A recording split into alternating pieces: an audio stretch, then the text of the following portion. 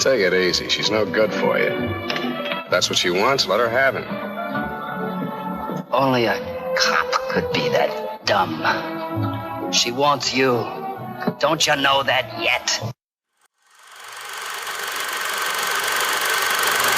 Hello to all the classic people that are returning. I'm glad you're back. I want to welcome any new visitors and let you know that there will be spoilers ahead. Today on Classic Movie Review, we are taking on the film noir Johnny Stool Pigeon, 1949.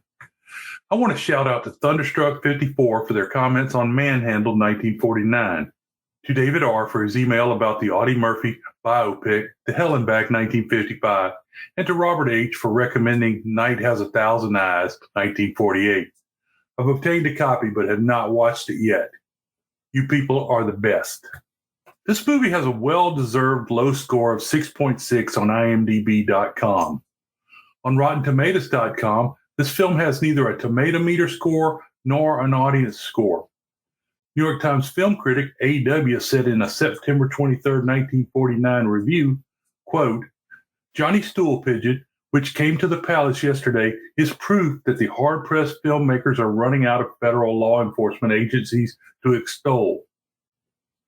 The diligent producers, who already have unfolded sagas of G-men, T-men, and practically all other bureaus in the alphabet, again are lauding the indomitable narcotics men, a tough contingent whose deeds were previously noted in To the Ends of the Earth. However, Johnny Stool Pigeon is no improvement on this predecessor. Despite a serious attempt at authenticity, it is merely a brisk cop and smuggler's melodrama, which follows an obvious pattern and is fairly strong on suspense and short on originality and impressive histrionic. Howard Duff, who has had plenty of experience as a gumshoe, both on the radio and in film, is appropriately self-effacing, hard and handsome as the intrepid agent.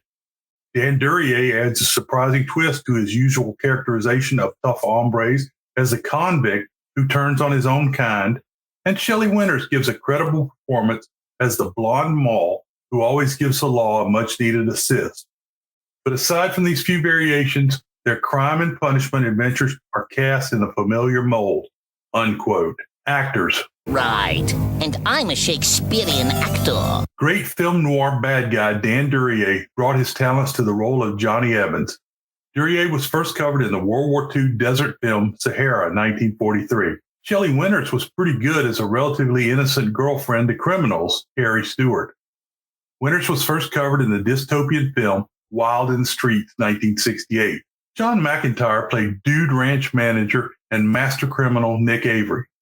McIntire was first covered in the film noir The Phoenix City Story, 1955. Watch it before you go to Alabama. Tony Curtis played the role of mute hitman Joey Hyatt. Curtis was first covered in The Vikings, 1958. Howard Duff played the role of Treasury Agent George Morton. Duff was born in Washington State in 1913. He grew up in the Seattle area and attended Roosevelt High School. Duff first began acting in high school. After he graduated, he began studying drama and eventually became a member of the Repertory Playhouse in Seattle. Like many actors of his era, except John Wayne, Duff's career was put on hold due to World War II. Duff served from 1941 to 1945 in the U.S. Army Air Force's radio service. Following the war, Duff began a successful career in entertainment.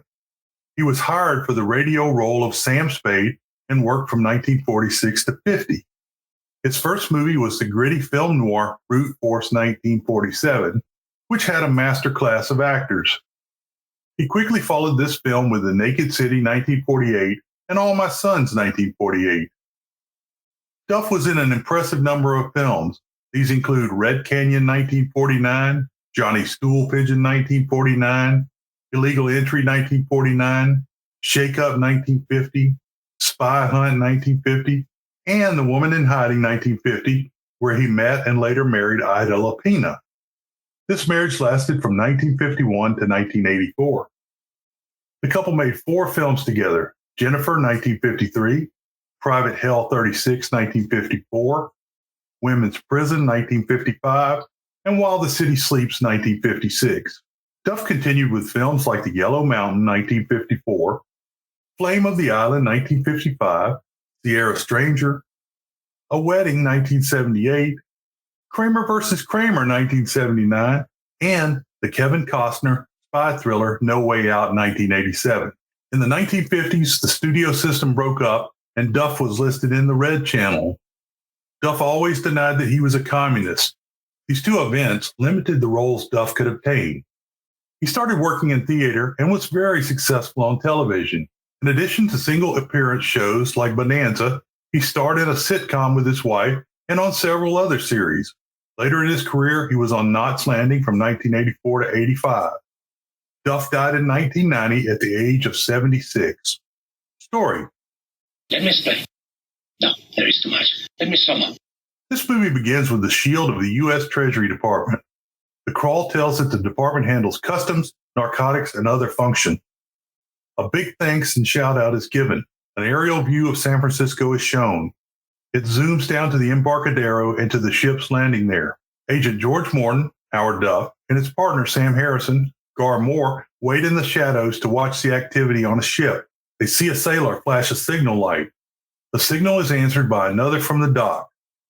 The sailor from the ship heads down and meets the second man as the two agents follow. The agents draw their gun as they enter the dark warehouse. They try to make an arrest when the sailor from the ship delivers a package of narcotics to the dockman in exchange for cash. The man from the dock begins firing at the agents. In the gun battle, the sailor is killed by his dockside partner. The dockman escapes out the back exit. Morton narrates how the 20-year-old sailor tried to make some easy money and was killed. Somebody in Shanghai told him a way to make an easy buck, and he believed him. Smuggling, nothing to it. All you needed was a little luck. He also says this will become the most significant case of his life. The two agents return to headquarters. They could identify the man that escaped as Peter Carter, Edwin Max, and a couple of other names. The boss, T.H. Benson, Wally Marr, says Carter went quiet during the war and he is not acting with the support of a big organization. The boss decides not to follow Carter, but to bring him in and charge him with killing the sailor. They start hitting the bars and streets to find an informant that will tell them where Carter is located. An informant calls in to tell them that Carter is in room 303 of a local hotel. But before they can arrive, criminal Joey Hyatt, Tony Curtis, fills Carter with lead. Joey escapes before the agents see him. Morton says they have lost their single lead, and the mob Carter worked for killed him before he could talk to the agent. Harrison has taken an address/records book as evidence from the dead body. Harrison thinks the listing for the Arctic World Trading Company in Vancouver is worth looking into. The agency checks with the Canadians and finds that the Arctic World Trading Company is controlled by William McCandless, Barry Kelly. However, McCandless does not have a record. Benson goes on about all of the overdoses that have been occurring lately. This gives Morton an idea. Morton says Johnny Evans, Dan Duryea, can help him get into any mob. Benson thinks it's a crazy idea. Morton takes the boat out to Alcatraz prison to see Johnny. Morton is the agent that sent Johnny to prison, and they have known each other since they were kids. Johnny hates cops, but Morton thinks he has an edge. Johnny is brought out and is not happy to see Morton. Morton lays out that there's a big mob somewhere, and Morton wants Johnny to help him get inside. There's a vague promise of some help with his sentence. Johnny says no dice. Morton says he will take him out for 24 hours, just like the plot of 48 Hours, 1982. Johnny doesn't want to be a stool pigeon. Morton cons him into accepting the trip by talking about the girls. You think you get me on the outside and I get a taste of it and I go crazy? Well, let me tell you something. I'll rot in this place forever before I'll be a stool pigeon for a copper. How long you been in here? You know how long. Yeah. Town's changed a lot in 3 years, Johnny. New faces, new places. All the girls got the new look. Johnny is still acting hard. The two men leave the island and go to the city morgue. They take Johnny into the back, showing him the dead body of his wife, who has died from a narcotics overdose. Morton tells Johnny that the addiction of his wife was a murder. Morton talks about how bad it is to go through withdrawals. I knew she was sick, but I never knew She wasn't sick. She was murdered. They killed her for the few bucks they could squeeze out of her every week to get the stuff she needed. You know how they died, Johnny? You got any idea what it's like? What they go through from that first time they find they can't get along without it? Johnny becomes enraged, but he says he will do it. He also says he will get even with the cop in the end. Morton gives a rundown of a fake criminal record so Johnny can sell him to the mob.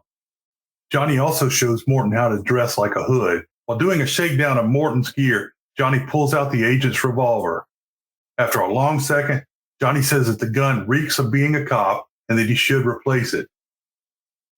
Morton gets a ticket and money to head to Vancouver. The police revolver is replaced by an automatic. Vincent says he doesn't like Johnny and says nothing better go wrong. Morton and Johnny cross into Canada. The pair go directly to the Arctic Trading Company to meet with McCandles. Johnny, who is known to McCandles, introduces Morton as his partner. They say they want to handle McCandles' merchandise. McCandles says he is only a wholesaler. He opens a wall safe, but he brings out only furs. Morton says they want different merchandise. McCandles starts checking out Morton, but Johnny jumps in and bluffs the mobster. Big Carter, huh? Didn't he get in some kind of trouble? Who do you think you're talking to, McCandless? A couple of saps? I just spent 3 years on the rack. He spent 2. You want to check it? Take it easy. I'll take it the way I see it. McCandles tells them to meet him at the Frontier Club that night. When the two men leave, McCandles calls for Terry Stewart, Shelly Winters. Johnny and Morton go to the club. They are seated at a table to wait for McCandles.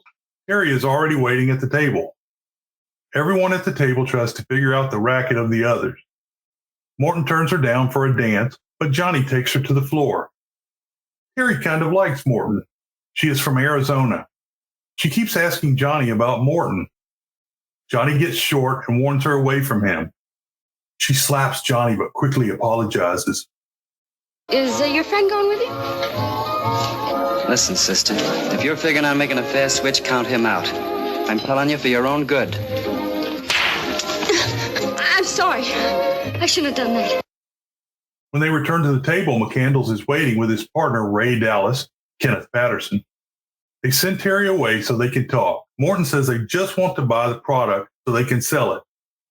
It turns out that the McCandles source has dried up. Morton says they want McCandles to give them the connection that Carter was using so they can get everybody back to distributing.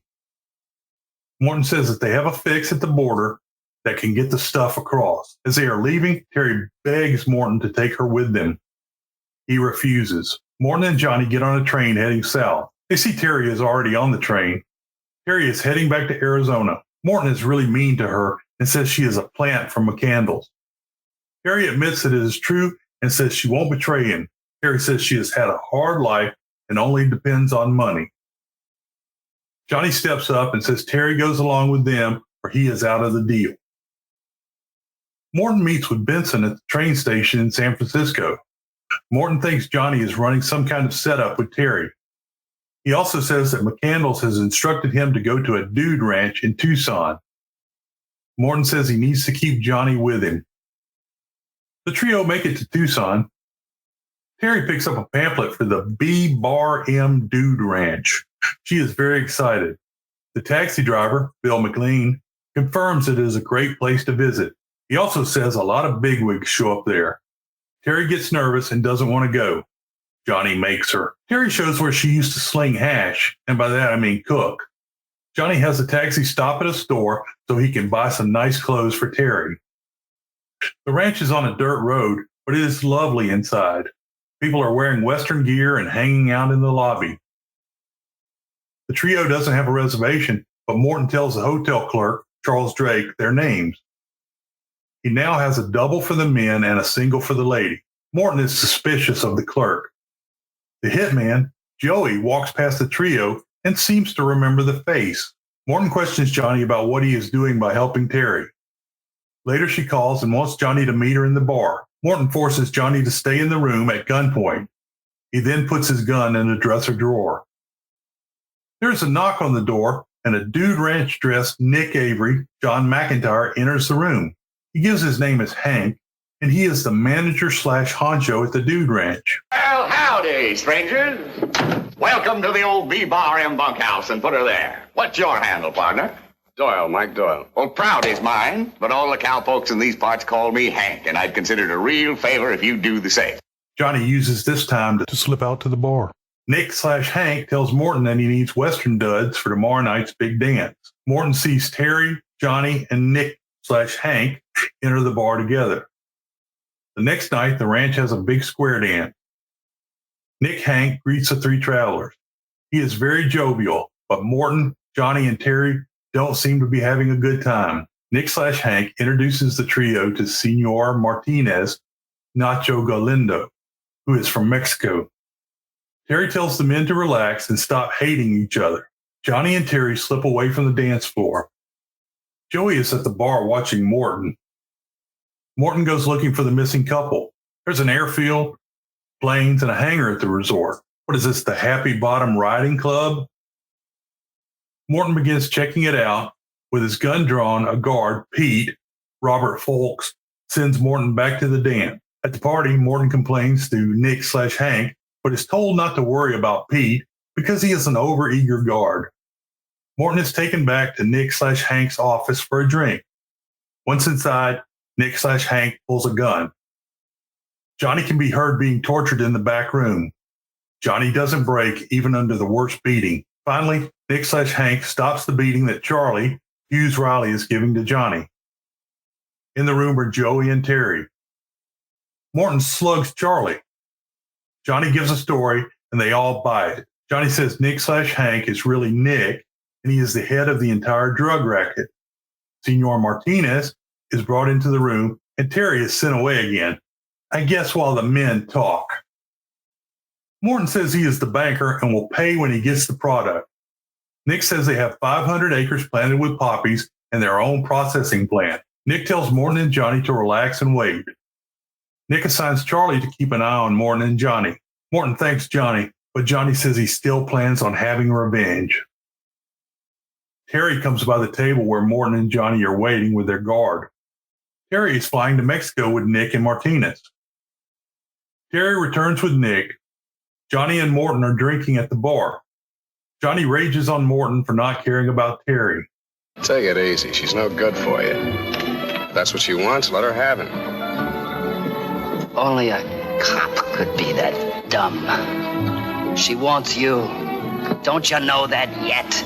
Me? Yes, you. Do you think I brought her along for myself? I brought her because she's a decent kid, and I didn't want to see her end up on a slab, too. He also spills the beans that Morton is a cop. Joey gets the idea too and runs out. Alone in the room, Morton is awakened by Charlie and told to report to Nick. Johnny is already in the office with Nick and Joey. They are planning some kind of deal. Nick tells Morton that they are making a big haul from south of the border that night. Joey is sent to guard Morton so he can't tip anyone off. Joey is mute. Charlie says the only thing Joey can do is shoot a gun. Before they leave at 8:45 p.m., Morton sees Terry heading across the courtyard. He gets her attention through the bathroom window. Morton thinks the trip will be a one-way trip for him. He gives her a number to call for police backup, but he doesn't know if she will make the call. All the men load up in 2 cars and leave the resort. Terry goes into the bar, but is quickly joined by Pete, who says he has been told to keep an eye on her. Terry plays it cool and starts drinking with Pete. The 2 cars travel down a dirt road lined with saguaro cacti. They hit the paved road and drive towards Nogales, Mexico. Eventually, the 2 cars turn down another dirt road. They meet another man who is digging a grave. Johnny says, "That's a grave, copper." Nick tells Johnny to take Morton and Joey to meet with Martinez. Nick asks Johnny where to send his cut, and Johnny replies that getting Morton will be his cut. Morton, Johnny, and Joey continue south. Terry is acting like she is having a good time drinking with Pete. She goes into the ladies' room and asks the Indian attendant, Grace Leonard, to make the call for her. Terry gives her some money with the note. In the car, Morton tries to convince Johnny not to kill him. They enter Mexico with no issues. Johnny drives through the dusty back streets until they reach an alley. Joey and Johnny have guns on the agent the entire time. Johnny says, "So long, copper," and slugs Morton. He then turns and shoots Joey, but is shot simultaneously by Joey. Johnny drags Joey's body away. Later, Morton awakes and is surprised to be alive. An extensive search is taking place as cars try to cross the border. A Mexican couple is kissing in a doorway. Morton tells him that he is a federal agent and must get to the border. The man drives him to the search area and drops him off. Morton contacts the agent in charge, Pringle, Leif Erikson. They can't figure out why Morton was left alive. Johnny staggers in and says that Joey spotted him and he had to pretend to go along to save them both. Johnny says it was a funeral. Johnny. Who did it? The kid. He spotted you. Listen, Copper. I had to plan it that way. I had to play it for the breaks. Sure you did. Pringle tells Morton that a funeral crossed the border, but they didn't search the casket. They had to cross to the United States. The grave they saw earlier is the hiding place for the drugs. The agents pull down the side road in 3 cars. They capture 4 men bearing the casket. However, the drugs have already been removed. They head towards the ranch. Pringle calls in an APB for the remaining men. Nick is in his office packing as fast as he can. Charles is there and Terry wants to know where they are going. The cops arrive and a gun battle breaks out. Nick and company run to an airplane. Pete comes out of the hangar and is shot down. Morton tells the agents to drive behind the hangar. The plane roars out with Nick, Charlie, and Terry on board. Not wanting Terry to be taken away, Morton drives onto the runway and plays chicken with the plane. He jumps at the last second. The plane hits and crashes. Nick and the gangs in both Canada and Mexico are arrested. Morton says that within 6 months, all of the criminals were convicted. The key witnesses were Johnny and Terry. 6 months later, the trials were over, with convictions in every instance, and sentences ranging anywhere from 5 to 20 years. And star witnesses for the government had been a girl named Terry Stewart and an ex-convict named Johnny Evans. Johnny is released and leaves with Terry. Conclusions. Oh, that's not right. No. Wait, I thought Terry really liked Morton. This is an average film noir, but it's worth the time to watch. Duff, Duryea, and even Leif Erikson were models of film noir tough guys. Winters was very good as more of a damsel in distress. She was in no way a femme fatale. World famous short summary: convict gets a new girlfriend. This show is now completely free and independent, brought to you without external ads. If you enjoyed the show, please subscribe and leave a review where you get your podcast. It really helps the show get found. As a technical note, references and citations are listed for the show on the site at Classic Movie Rev. There is a lot of other information there as well, especially about Film Noir. There are also some links to the merch store. Beware the Moors.